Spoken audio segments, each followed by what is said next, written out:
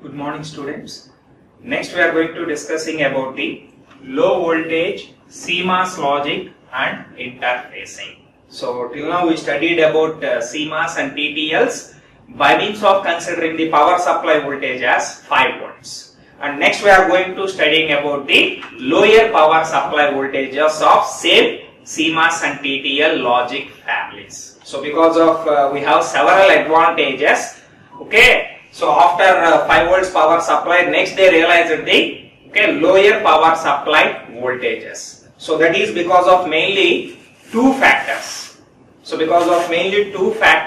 So all the IC industries, they move towards the lower power supply voltage CMOS TTL logic families. So what are those 2 points? First one is, so we already studied that, so dynamic power dissipation.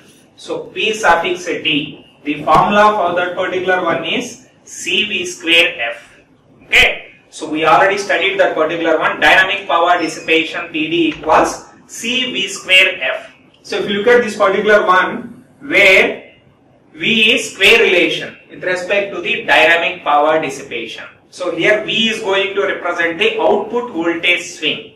Output voltage swing in the sense, while you are considering 5 volt power supply, so the output is varying in between, if it is low 0, if it is high 5. So because of that output voltage swing is 5. That is nothing but power supply voltage itself. So because of that, so here V is going to indicate the power supply voltage.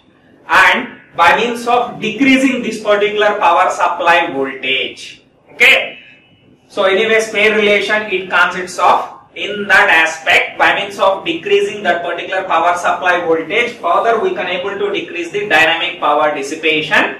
So from that we can able to decrease the overall power dissipation as well. Okay. So because of power dissipation is addition of static power dissipation and dynamic power dissipation, but power dissipation mainly depends on the dynamic power dissipation, and here by means of decreasing the power supply voltage, because that dynamic power is a square relation with respect to the power supply voltage. So now we are decreasing that particular power supply voltage from 5 volts. So in that regard, we can able to decrease this particular dynamic power dissipation. By means of that overall power dissipation, we can able to decrease. That is the first factor why we are supposed to go for the low power supply voltages. Okay. Second one is, as the day by day technology gets advanced, the number of transistors on an IC getting increased. So if you look at the early days, in the sense 20 years back, where thousands of transistors only we can able to place on a IC, on a given area of IC. But at present, within the same area, we can able to integrate lakhs, millions of transistors we can able to place in the same area. So how we can able to achieve means, so within the same area 20 years back we can able to place around thousands, and while coming for that we can able to place around millions. So the main difference is, while technology advancing, we are supposed to decrease the size of the transistor. So because within a small area we are supposed to integrate more number of transistors, that we can able to achieve by means of decreasing the size of the transistor. So if you keep on decrease the size of the transistor, what happens? Anyway, while you are decreasing the size of the transistor, parallelly SiO2 size also is going to decrease. So what is that particular SiO2? So which was present in between gate to source and drain. Okay, we already studied that while coming for MOSFET structure, gate is isolated with respect to source and drain by means of placing an insulating material in between them. That is what SiO2, silicon dioxide, that will act as an insulating material, and that must be present in between, so gate, source and drain. Because of that only it isolates from gate to source and drain. For that reason only, so there is a gap must be maintained while we are representing the MOSFETs. So obviously we are decreasing the transistor size, so parallelly SiO2, okay, so that insulating layer also size is going to decrease. So because of that, same as previous one, so anyway, before decreasing that particular one, if we applied 5 volts, by means of decreasing that particular transistor, obviously we are supposed to apply the less voltages. So if we applied same 5 volts for the decrease, okay, less size of transistor, so that SiO2 can't able to withstand for such high voltage such as 5 volts. Okay, so in that regard, by means of decreasing the transistor size, So obviously we are supposed to decrease the power supply voltage for that. Otherwise those transistors may get breakdown by means of applying the high voltages for the small transistors. So because of these two factors, okay, so all IC industry they moved on to the, okay, supposed to reduce the power supply voltages. Okay, then while coming for that, so JEDEC, so which is Joint Electron Device Engineering Council. Okay, so that this is a standard IC industry. It selected next lower power supply voltage, standard lower power supply voltage as 3.3 volts, 2.5 volts, 1.8, 1.5, 1.2. Okay, that JEDEC selects the, so next standard lower power supply voltage devices. So those are all 3.3, anyway plus or minus 0.3. Some tolerance it may have, that itself they mentioned with plus or minus a particular value. So 3.3 plus or minus 0.3, while coming for 2.5 plus or minus 0.2 and 1.8 plus or minus 0.15, 1.5 and 1.2. So these are all the standard low power supply voltages that we have. Okay, so here we are going to studying about the, so what are all the logic levels for them. So what we discussed previously for a 5 volt, so logic levels we are supposed to derive. Based on that only we can able to find out so whether any two logic families interface or not. Because of that in this particular one, so for these reduced power supply voltages, so we are going to studying about what are all the different logic levels for the, so with respect to respected power supply voltage. Okay. And also, while you are realizing the devices, okay, those devices for low power supply realized such as they can able to operate and generate output with low voltages, but at the same time they can able to withstand for high voltage at the input side. By means of that only we can able to interface two different power supply voltage logic families. Okay, so according to that they are realizing that particular devices. And we will look at so those all these 3.3, 2.5, 1.8, 1.5 and 1.2. So regarding these logic, okay, power supply voltages we are going to discussing about. So in that regard, so first I consider 3.3 volts. Okay, so low voltage TTL and low voltage, okay, CMOS logic. Because after 5 volts, immediately next to that, so we have lower, okay, supply voltage as 3.3. Anyway, here we discussed all those. So 3.3, 2.5, 1.8, 1.5. First we are going to specifically discuss about the 3.3 and whatever parameters we discussed under that particular 3.3, same concepts you can able to apply for remaining 2.5, 1.8 and 1.5. Because of that initially we considered 3.3. Anyway, before that, so first we consider the, okay, logic levels for a 5 volt power supply CMOS. So this we already discussed. So this is how the logic levels for them. As we all know that the important parameters, so we can able to consider them as, so VOL, okay, VOL max, VIL max and VIH minima, VOH minima. These 4 parameters are very important to find out any DC noise margins in that regard. So whenever we are defining a logic levels for a particular power supply of logic family, so we are supposed to know these 4 parameters. So in that regard, in all these logic families, we highlighted those 4 itself. Okay. So while coming for 5 volt CMOS, so anyway, so one side is ground connect, which is 0, and another side is maximum voltage, which is VCC 5 volts. And in between, so these 4 must be defined, and VT, so at the center. Okay, that means so middle that defines the undefined region, where around of that particular one undefined region is going to present. So VOL max, VIL max. So these are all the values for them. So VOL max is 0.5, VIL max is 1.5, VIH 3.5, VOH 4.44. And next to that they define the, for a 5 volt power supply TTL, so what are all the logic levels? Okay. So while coming for that, as we already discussed that, so 0 to 0.8 low and 2 to 5 we can able to consider it as high. And this is how they considered for a 5 volt TTL logic family. Anyway, as we described previously, these 4 parameters are important. We are supposed to know those 4 parameters, and these are all the respected values for them. Okay. Then after that, considering 3.3 volts low voltage TTLs. Okay. So these two we already described previously, 5 volt, and next to that 3.3 volts. So that is for low volt TTL, and same logic levels will be applied for low voltage CMOS as well. Okay, so both are same. So while coming for this, so here if you look at these 4 values, which are seems to be same as 5 volt TTL.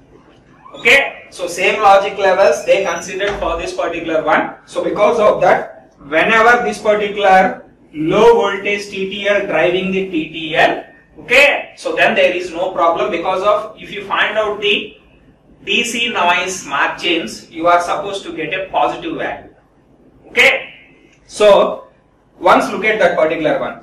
If I considered low voltage TTL is driving the TTL, that means 3.3 volt TTL is driving the 5 volt TTL. If that is the case, so first we need to find out the DC noise margin. That means, so whatever the circuit is driving, for that outputs we are supposed to consider, and whatever circuit is driven, for that inputs we are supposed to consider. So while coming for high state, how we can able to find out the high state DC noise margin?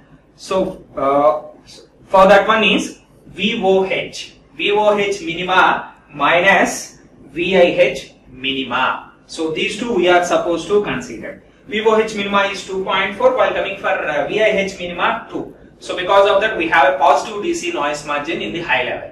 Okay. In the same way, we are supposed to consider for the low level. So while coming for that, so VIL maxima,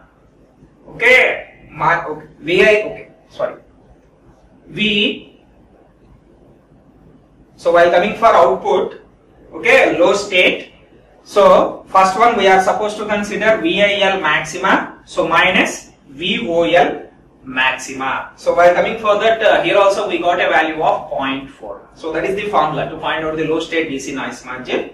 So which is VIL max minus VOL max. Here 0.8 minus 0.4, it got a plus 0.4. Because of that, in the low state also we have a same DC noise margin, which is 0.4, which is a positive value. So because of that, now, so from this we can able to understand this 3.3 volt LVTTL we can able to interface with 5 volt TTL. Okay. Next, if you consider the reverse case, the 5 volt TTL driving the low voltage TTL. And once again, if you calculated these DC noise margins, you are going to get the positive DC values only. Because of that, we can able to drive. But one limitation is, so if it generates 5 volts at the output side, so that value it can able to generate. So it can able to withstand for such high voltages. That is because of the maximum voltage for this particular one as 5 volts. At the output side, if it generates that particular 5 volt, but the maximum voltage for this particular logic family is 3.3 only. So if the inputs of this particular one can able to withstand for such high voltages, then we can able to interface 5 volt TTL with the 3.3 low voltage TTLs. That is the condition. So for that, we are supposed to know that whether the inputs are 5 volt tolerant or not. So that's what we are going to discuss about the next one. 5 volt tolerant inputs. Because if two different logic families having the two different power supplies, if you want to interface between them, so this must be known. That lower power supply can able to withstand for higher power supply voltages or not. So that we have to verify. So here I consider an example to explain this particular one, how you can able to measure an input is 5 volt tolerant or not. If one 5 volt CMOS is driving the, so 5 volt, 3.3 volt CMOS, low voltage CMOS device. That is the case that I consider. If 5 volt CMOS having the, so loads are very small, then obviously it can able to generate a value up to 4.9 in the high state. Otherwise, if you consider moderate loads at the output side, so in the worst case, you can able to get a value of 4 volts. By means of increasing the loading capacity, obviously, there is a drastic deviation in the output. So because of that, if you consider light loads, 4.9 around we can able to get, and moderate loads if you got 4 volts. and these 4 volts if you applied as input for that particular second logic family, which is 3.3 CMOS, then it needs to withstand for that. So that how we can able to identify is by means of considering the parameter Vi max. Okay, so Vi max, maximum input voltage that particular logic family can able to withstand. So that is what Vi max is going to represent. So for each and every logic family, they define, the manufacturers are going to define the Vi max value. And while coming for HC, so its value is, okay, so while coming for HC, its value is VCC itself for HC. So if I consider 3.3 volts, okay, because of second device having 3.3 volts, so it can able to withstand up to 3.3 itself. Because for HC, so the maximum voltage it can able to withstand is only VCC. It can't able to withstand higher than that. So because of that, so its value is around 3.3. If this particular one, if you drive as input for the second one, so if you apply moderate volts, we got 4 volts. If you apply directly as input for that particular HC device, it can't able to withstand for such high voltages. And while coming for AHC, if you are considering AHC, and the Vi max for that particular one is 5.5. Vi max is. So because of that, now if you connect that particular so 5 volt CMOS output as input for this particular AHC, because of its input Vi max value is 5.5, it can able to withstand for such high voltages. So because of that, with that 5.5 volt CMOS, we can able to connect this particular AHC inputs. Okay, and here let me explain why HC can't able to withstand for high voltage such as 5, and AHC how it can able to withstand for high. Then if it can able to withstand means we can able to say that one as a 5 volt tolerant input, or nothing but it can able to withstand for high voltage. Okay, tolerant input we can able to call it as. If it can't able to withstand for non-tolerant input, we can able to call it as. So we will see how this particular one. So let me explain by means of considering this particular diagram. So here 2 diagrams we considered. CMOS input structure, those 2 are going to represent. And first one is non-5 volt tolerant HC. As I defined previously, HC can't able to withstand for high voltage. And the second one is 5 volt tolerant AHC. Okay, how this can able to withstand, how this one can't able to withstand, that we can able to define by means of considering this particular circuit diagrams. So while coming for this is the HC input structure seems to be. Okay, HC input structure. Okay, where at the input side it consists of 2 reverse biased clamp diodes. So these 2. So D1 and D2. So these 2 are the clamped diodes. They consist of at the input structure of HC logic family, where HC stands for high speed CMOS. We already discussed. Okay. So by means of placing these 2 diodes, so what is the advantage? If input side, if you got any fluctuations, okay, so unwanted signal variations, that is nothing but fluctuations or unwanted signal transitions are occurred at the input side. So if that value is negative, then obviously this particular D1 is going to become forward bias, and all those negative values is going to propagate through this particular D1 and reaches to ground terminal. That means, so whenever we got the unnecessary input values, that is fluctuations, if you got a negative value for that, so those will be dissipated to ground by means of using this particular D1 diode. Okay. And while coming for whenever we got so positive values, more positive values, if the fluctuations consists of very high positive values, so those will be suppressed by means of considering this particular D2. So at that time, suppose if we consider VCC as 5 volts, if we got more than 5 volts over here, obviously this particular diode will enter into the forward bias. It will act as a closed switch. By means of that, current is going to dissipate through this particular one and reaches to power supply voltage. And this one we can able to call it as overshoot, because so more than VCC if you got at the input side, so we have to eliminate them. So in that regard we can able to call them as overshoot. And while coming for this particular one, undershoot, we can able to call it as, because less than ground values whatever we got, so those must be dissipated to ground. That itself we can able to call it as undershoot. Okay, so this is how the structure seems to be for that. Okay, it consists of two reverse biased clamp diodes. By means of placing these two, so we can able to dissipate the power fluctuations. Okay, so whatever fluctuations we got at the input side, those will be passed to by means of using D1 to ground, by means of using D2 to VCC. So because of that reason, so this is how the structure seems to be. But here the drawback is, suppose if I consider 3.3 volt CMOS technology, then obviously VCC is 3.3. And these inputs, if I connected to output of a 5 volt CMOS technology, like whatever we consider example previously, if 5 volt CMOS is connected to 3.3 volt. So once if it reaches 5 volts over here, so which is a genuine output from the previous circuit, but so this circuit can't able to consider it as a valid one. Instead of that, it will consider it as a which is a fluctuation one, where it consists of more positive value. So because of that, this D2 will becomes on, and whatever 5 volts we got, that will be propagated to VCC instead of propagating as input for this particular circuit. Okay, so this is what the drawback. So because of that, these inputs, wherever the circuits consists of this type of structure, they can't able to withstand for high voltages. Okay, they are not going to allow such high voltages to be as inputs for these particular circuits. Okay, so because of that, this one we can able to consider it as a non 5 volt tolerant input. Okay, while coming for this next, so that is a 5 volt tolerant AHC.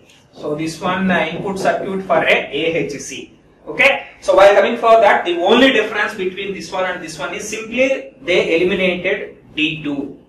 Okay, without that particular one, remaining circuit seems to be same. So because of that, what happens? There is no overshoot. Only undershoot only is going to present over there. So by means of whenever we got the negative fluctuations at the input side, where they consist of negative value, that must pass through the D1 and reaches to the ground. That's what we can able to call it as undershoot, and there is no overshoot over there. So but that is sufficient. Okay, that is so whatever we eliminated D2, with that only it can't able to get 5 volt tolerant. Okay, that is the required one, elimination of D2, but that is not sufficient. In addition to that, while you are fabricating this particular AHC devices, some additional steps we need to perform to get that particular tolerant input nature. Okay, so that is what regarding this particular 5 volt tolerant input. So before interfacing, we are supposed to know whether those inputs can able to withstand for high voltages or not. In this particular case, 3.3 we considered. For that, whether they can able to withstand for 5 volt or not, we verified. So these two are that particular one, and next to that, so in the same way, input side we verified whether they can able to tolerate or not. At the same time, we also need to verify whether outputs are tolerant or not. So because of that reason, next we are supposed to study about 5 volt tolerant outputs. Okay, so first let me explain where this particular situation will arise. Okay, same as previous one. So if multiple devices, there are several situations occurred outside that. So common bus that you are using for multiple outputs.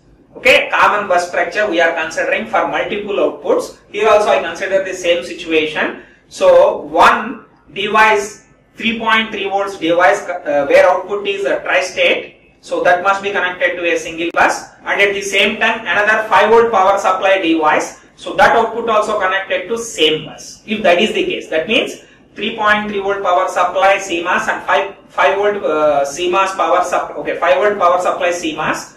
So where outputs are tri-state outputs. Okay, those outputs are connected to a common output signal. Okay, that means common bus. So at that time, what happens? Okay, my intention is I would like to place that particular 3.3 volt power supply CMOS in a high impedance state, because at present, so that single bus must be used by 5 volt, not by the 3.3. So because of that, what I am supposed to do? So that output of 3.3 volt, so I have to make sure that it lies in the high impedance state. So because of that, now this particular 5 volt CMOS can able to drive the output bus. So that is the case we considered over here. So that we will explain so in a detailed way by means of considering this particular diagram. So as I mentioned, so this is the first case that I considered.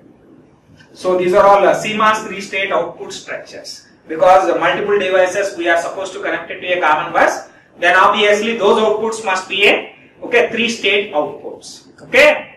So third state, anyway, 0, 1 state, okay, low, high and high impedance state as well. Okay, we can able to represent with high impedance state. So in this particular one, first structure is non 5 volt tolerant HC and AHC. While coming for this, both HC and AHC, they can't able to tolerant that particular, okay, so the output got the high voltages, okay, than those power supply voltages.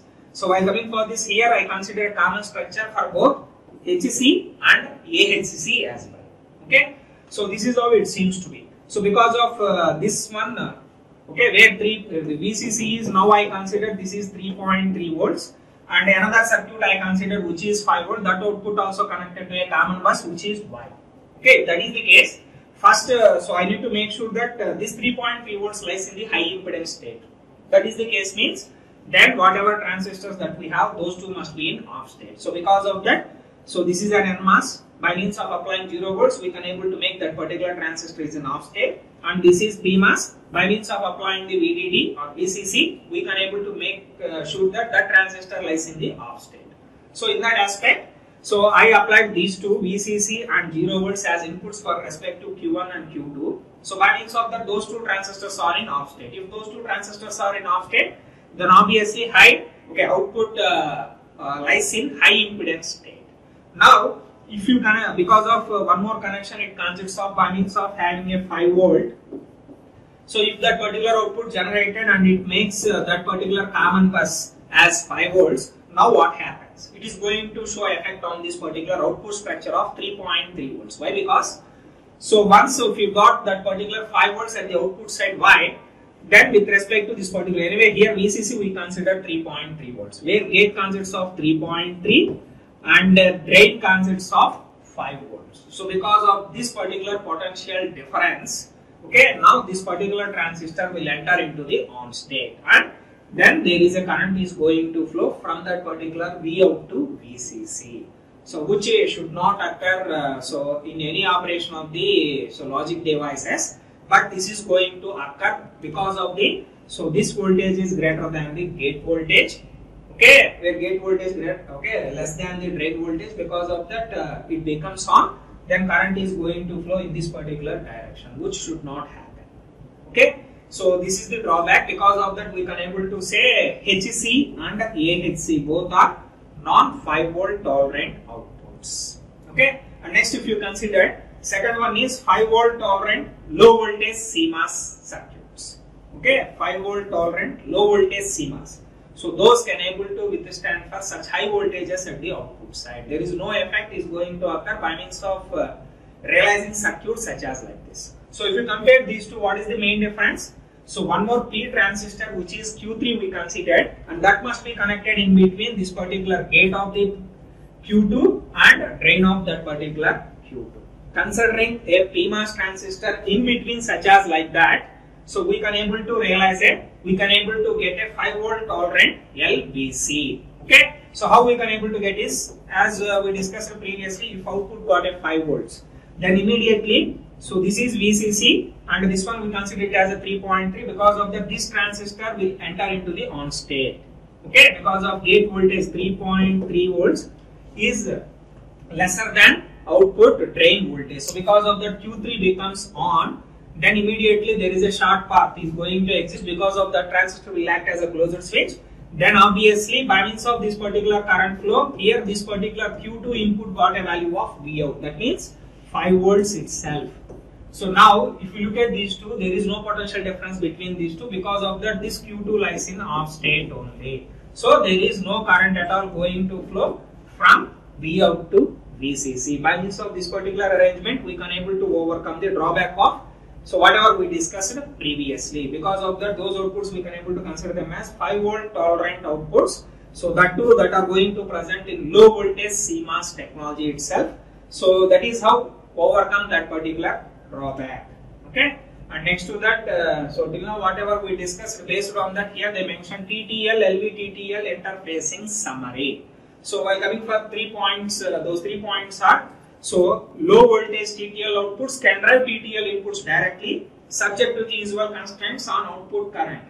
Okay, IOL max and IOH max of the driving devices. So low voltage, they need to drive the TTL inputs, as we discussed previously, 3.3 volts driving the 5 volts. Then there is no problem until unless it can able to maintain these particular IOL max and IOH max value. Where IOH max are, so the maximum current can able to sink in the low state and the current can able to source in the high state. Those parameters. If those are all varied, we can able to connect LVTTL to TTL inputs. And next to that, if TTL outputs needs to drive reverse to this particular one. So TTL if you want to drive LVTTL, then those LVTTL must consist of a 5 volt tolerant input. Then only we can able to apply that particular one. And next to that, TTL and LVTTL 3 state outputs, same as previous one. If the outputs are 5 volt tolerant, then we can able to connect TTL with low voltage TTL. Whatever we discussed previously, those 3 points only here they considered. So that is what a TTL LVTTL interfacing summary. And next to that, so one more point here we are supposed to know is, so whenever we are interfacing two different logic families, considering this particular one, okay. So till now we discussed about only 3.3. If you are considering 2.5, 1.8, 1.5, so let me compare with the 2.5 with 3.3. Okay, if 2.5 is driving 3.3, if that is the case, what happens? So 2.5 output VOH value is 2, and while coming for 3.3 VIH value is 2. Considering positive DC, okay, high level DC noise margin, where in this particular case its value is 0. So because of that you can't. In the same way, you can also verify with 2.5 with 1.8 or 1.8 with 1.5. And whenever we got DC noise margins as 0, so directly you can't able to interface those two logic families. But so by means of placing, okay, a level shifter. So level shifter, or we can also call it as level translator. Level translator. So considering of that particular one, you can able to interface any two different logic families. Okay, that is because of, if I considered 2.5 driving 3.3, high state noise margin is 0. So directly you can't able to interface. But by means of placing a level shifter or level translator in between them, so by means of that, whatever low levels we can able to increase to the high levels using of level shifters. Because of that, wherever that type of DC noise margins we got a value of negative or zeros, by means of placing a level shifter in between them, so we can able to interface those two logic families. So in that regard, you have to remember level shifter and level translators. Anyway, so thank you very much.